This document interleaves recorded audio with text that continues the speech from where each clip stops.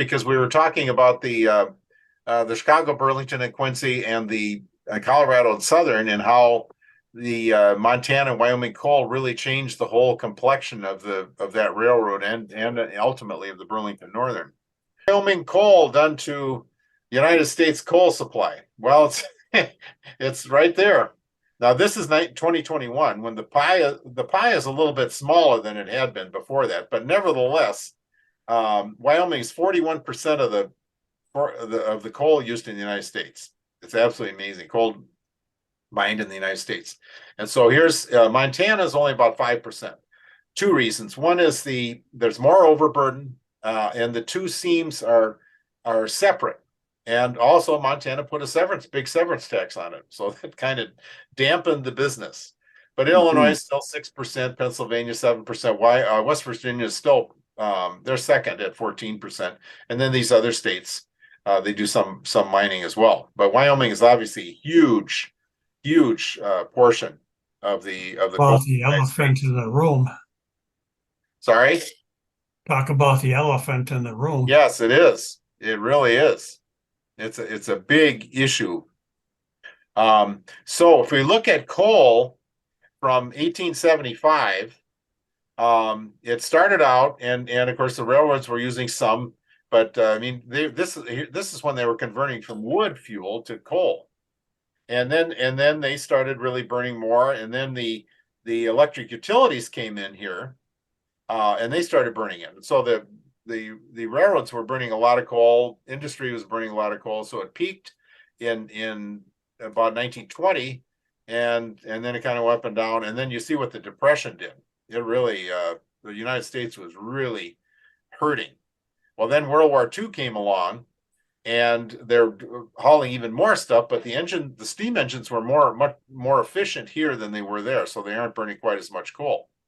And then after World War II, then the diesels came in, and you can see the impact there, that they're being replaced. The steam engine locomotives a lot of them are being replaced by diesels. Well, by then, the utilities in the United States were building bigger power plants, and they started to build bigger and bigger power plants, more efficient, but bigger. And so they were burning a lot of coal. And so it peaked in 2008. And then, of course, we had the recession. And then all the other thing that's happening is that a lot of the coal plants are shutting down. And so for the future, it's going to be up and down like this, but it's going to be a gradual decline. Because the big issue, of course, is CO2 and climate change. Carbon dioxide traps the sun's radiation, and the atmosphere warms up, and I think we've seen that. The 9 of the 10 warmest years have been the last 10.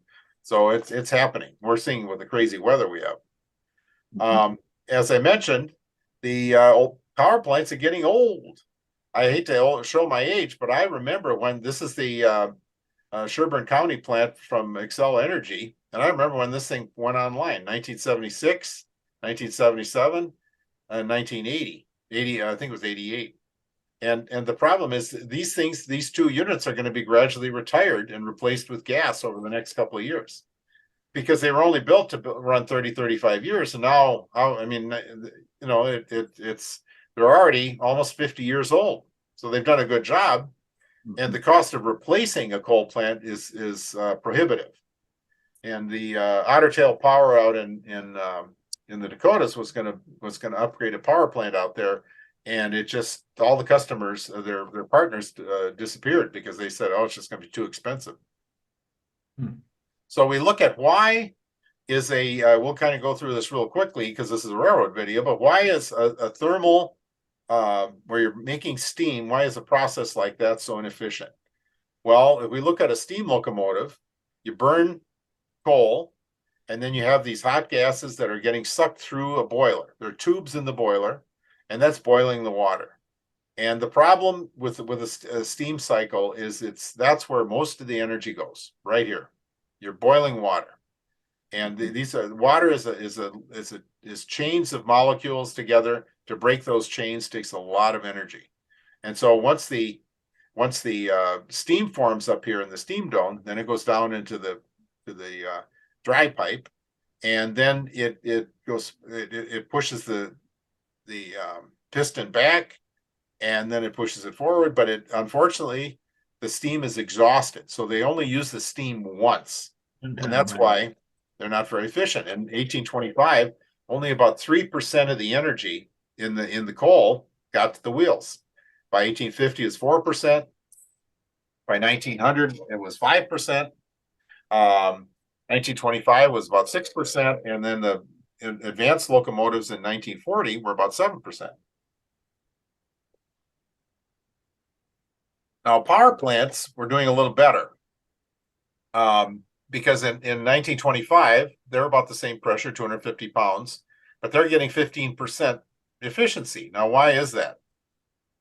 Well, the steam comes in. Here's a typical turbine. This is a turbine from probably the 30s, something like that. And the steam would come in, and this is just like a jet engine rotor. This is a rotor that's spinning. It's got all these layers of blades. So the steam comes in here, and it goes through each of these stages. And each time the steam goes through one of these stages, it drops in temperature and pressure. And so that energy is transferred to the shaft. And so then finally it condenses, it goes out here and condenses into this, they have what they call a condenser below the turbine, and it's full of pipes that are full of river water or lake water, something like that. And then so it condenses, so you have almost a perfect vacuum back here too. So the power plant is about 15% efficient. So it's more than twice as efficient because it has all those stages. Well, then by 1965, they had really advanced. Now they're up to 3,500 psi, 1,100 degrees. They're getting up to about 38% efficiency. But if you see, 62% of the energy is still going to the atmosphere. They're only getting 38%. So then the utilities found the combined cycle plant, and they're 55, 60% now. And so how do they do that? Well, the jet engines for the jets got better and better and better. This is the Boeing 777. It has huge engines on it. And so then they took this engine and put it on steroids. So this is a Siemens power turbine that's showing up at a power plant. Look at the axles on that thing. That's anyway. So what they do is they sort of cheat. They have this gas turbine, the jet engine right here, and they're running natural gas in, and they burn the natural gas, and they run a generator. They get almost 200 megawatts out of that thing. And then the exhaust comes out of here, and it's about 1,000 degrees. And so that goes through just a plain boiler. It's just a big box with tubes. And they run that 1,000-degree gas through here, and they get another 100 megawatts for a steam turbine. So they usually have two gas turbines and one steam turbine. And they get about 200 here, and another gas turbine will be here, and then they get 200 on the steam turbine. So they're getting all this steam and all this energy for no additional fuel. Wow.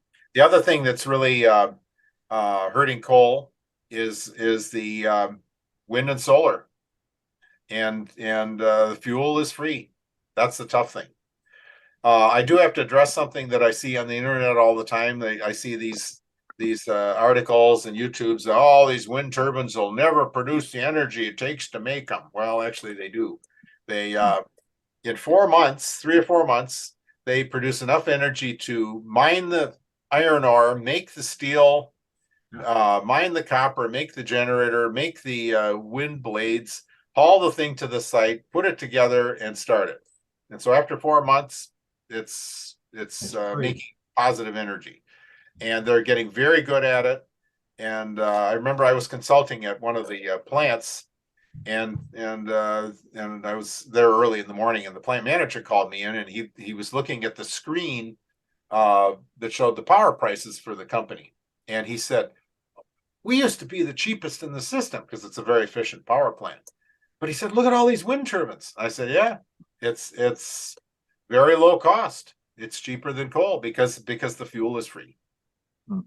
So that's why coal is gonna be with us for some time, but it's going to gradually decline over time. So any questions? Very well done. No. Thank you. Yes. Ask a really dumb question at this point. Sure. We all know that at one point nuclear power was a big deal and then it waned, and we know most of the reasons for it.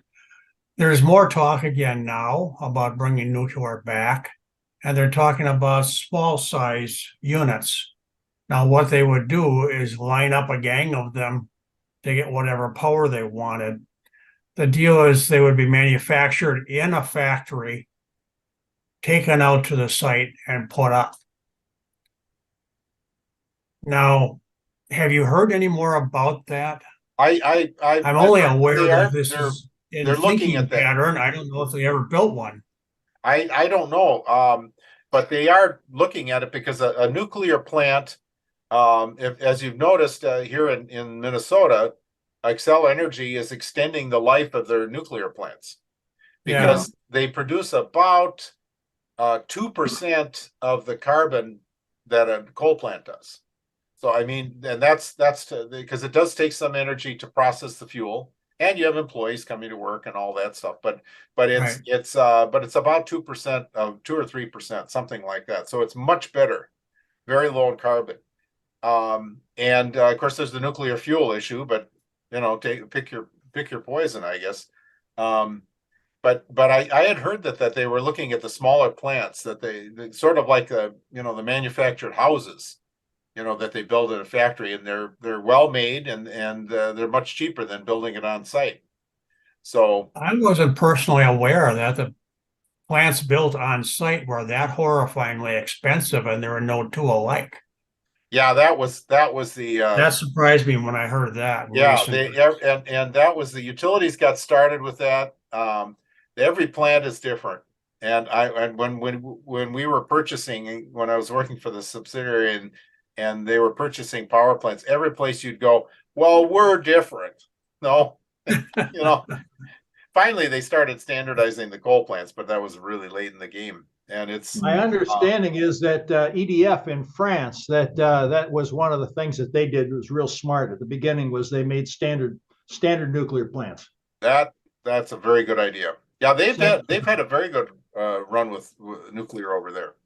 So but yeah, it's so low in carbon that people that the environmentalists used to be against nuclear power, but now they're not, because they see that climate change is a much more urgent concern than the nuclear fuel. So, and New Mexico apparently has quietly built a big, huge repository for nuclear fuel in the southern part of the state, and apparently it's near a salt dome, so which is very, very stable geologically, and apparently that's going quite well. So, but that's a good question, Bob. For a while, they were having troubles getting permits for that.